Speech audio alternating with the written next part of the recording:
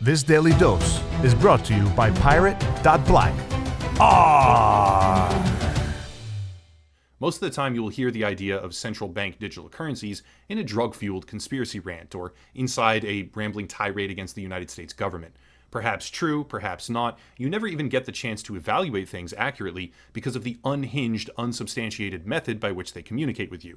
Many figures in the crypto world have been warning about this for quite some time, but very rarely do they back up those ravings with anything other than, "Trust me, bro."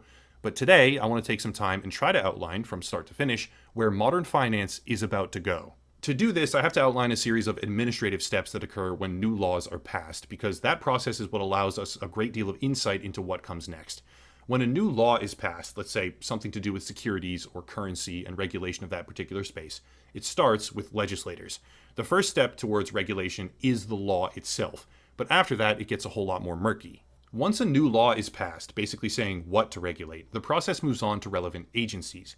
These agencies, whichever ones happen to be the most relevant, such as the SEC or the CFTC, now create rules based on those laws, which have a significant degree of interpretation. Effectively, the law needs to be enforced, and defining how they are going to enforce that law is just as important as the actual law itself. During the period of time where agencies are composing these rules, let's call them, there is what's called a notice and comment period, where people, corporations, anyone really, can write in and comment on what the agency is putting forward. They actually want this. This is a big part of the process, often with specific questions asked by the agency to acquire feedback from interested parties. Well, it turns out that there have been not one, but two notice and comment periods already spurred by a presidential executive order pertaining to the adoption of a central bank digital currency by the US government. There are many different relevant sections to read here, but one of the most important ones seems to be a comment submitted by MasterCard, which effectively thanks the Federal Reserve for keeping in place a two-tiered system, which would effectively allow their business to continue operation.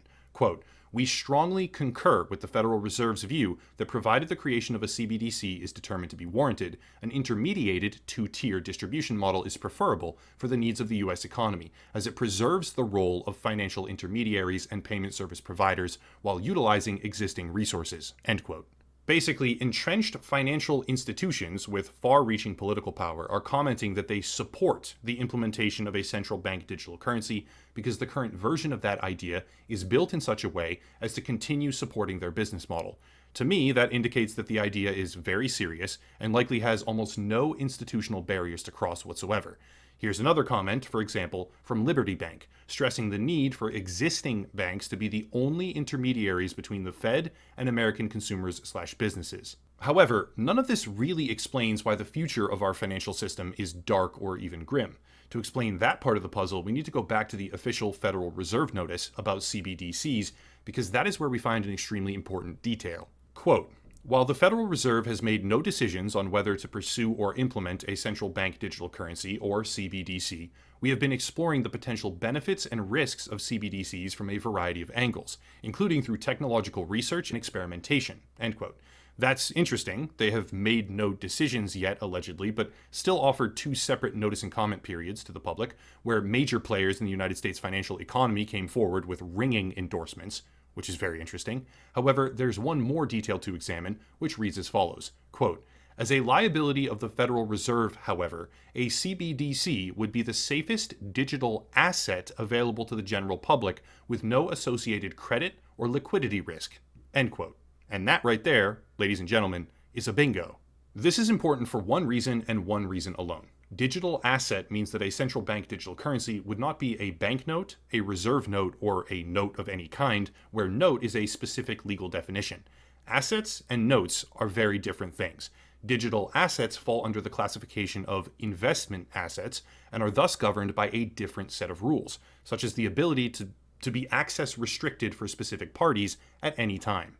Right now, US dollars are technically classified as Federal Reserve notes, which are much less controlled. However, a central bank digital currency, defined as an asset instead of a note, would be open to a nearly unimaginable amount of control, far surpassing any monetary system we have ever seen in human history.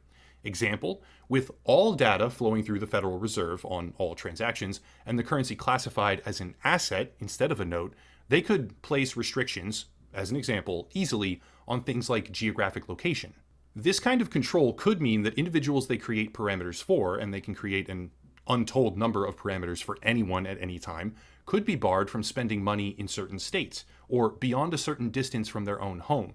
And it can also mean that they set distinct parameters on how much central bank currency is even allowed to be held by individuals of the population at any given time.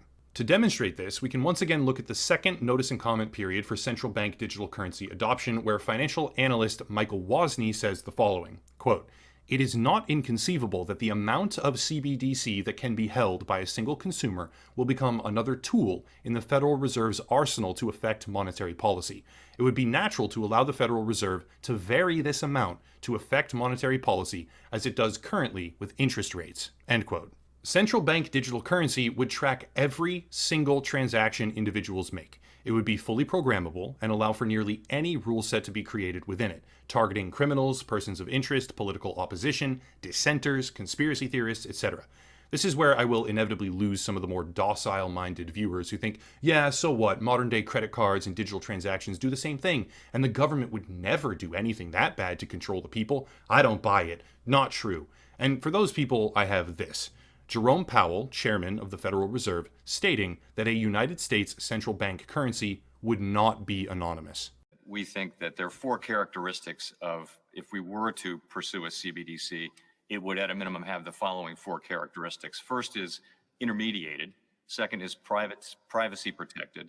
But third is identity verified. So it would not be anonymous. It would not be an anonymous bearer instrument. And fourth is transferable or interoperable. So we would be looking to balance privacy protection with identity verification, which has to be done, of course, in today's traditional banking system as well. The word privacy here is critical because it's a sham. In the current financial system, you are protected from unlawful or unreasonable search and seizure by the Fourth Amendment, which specifically mentions papers. That's important because it therefore applies to banking records and other financial transactions that you make. Without reasonable cause, a court-certified search warrant, and a series of judicial benchmarks, your records cannot be taken, searched, or seized, but with a digital asset from the Federal Reserve, not a note, where all transaction data routes directly through them, you no longer have those protections. Remember the Bank Secrecy Act? FTX was being investigated for violations of the Bank Secrecy Act before it fell, but the rabbit hole of what that is and how it affects the future of central bank finance is far more troubling. The Bank Secrecy Act aims to curb terrorist activity and prevent money laundering. Noble causes, in theory, but after dramatic updates in a post-9/11 regulation world, the Bank Secrecy Act now provides far-reaching ability for the government to access financial records. If you combine this ability with a fully programmable central bank currency, what do you get? Answer, you get a monetary system where anyone that they brand as a person of interest, terrorist, or danger to the public can have their entire financial world immediately shut down completely. Once again, doe-eyed viewers with no common sense might think that's fine, that's a good thing, those people are bad anyway, but consider this. The right side of the political aisle, as in conservative Republicans in the United States, have, on occasion, attempted to brand Black Lives Matter and associated groups as a domestic terror organization. The left side of the political aisle has likewise attempted, on occasion, to brand the Make America Great Again MAGA movement as a different terrorist organization.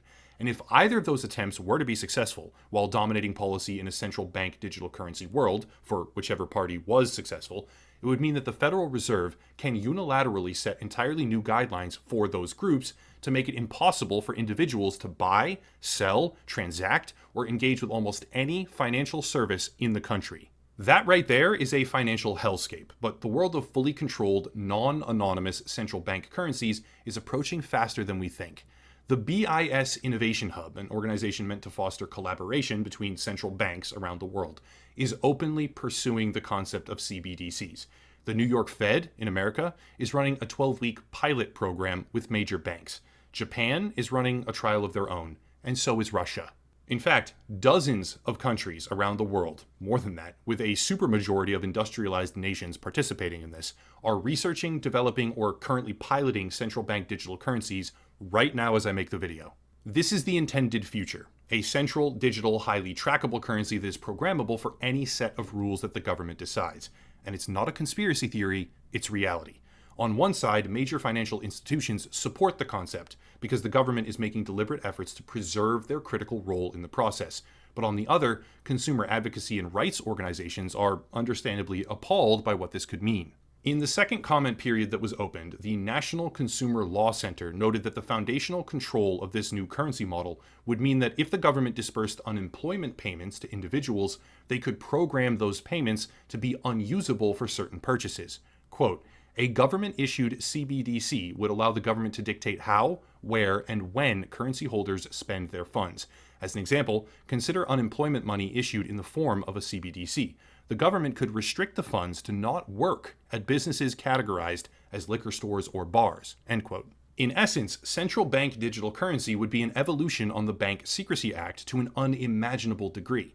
CBDCs would be a method of population control unlike anything we have ever seen in history, and to make this possible, there need to be sweeping regulations of stablecoins and other crypto assets that currently exist to prevent competition and control market share. The prevailing narrative is that regulators were asleep at the wheel for FTX, but I would like to propose a different theory. Regulators knew what FTX was and simply allowed it to happen. The resulting devastation opens the door for extremely well-timed regulatory changes, while the underlying infrastructure has already been building, for quite a long time, on a government-controlled digital currency that will radically expand their control of population behavior, economic stability, and more. There's actually a ton more to go over here that I haven't even addressed, but the rabbit hole goes deeper than I care to risk exploring. The dark future of finance is a fully controllable, down to the individual person, central bank digital currency that circumvents the rights you currently enjoy. The Fourth Amendment, in particular, allows unparalleled control of a population and came about as a direct result of financial disaster that was not unseen or unknown, but rather allowed to happen as a sort of catalyst behind the new age of digital economies. Sure, some of this is speculation, but hopefully the evidence provided will serve as a thought-provoking look into the world of central bank digital currencies, which are poised to become a much greater part of our lives compared to what many people think.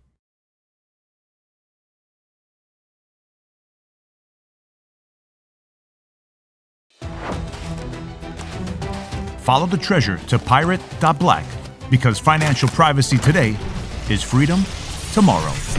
Ah!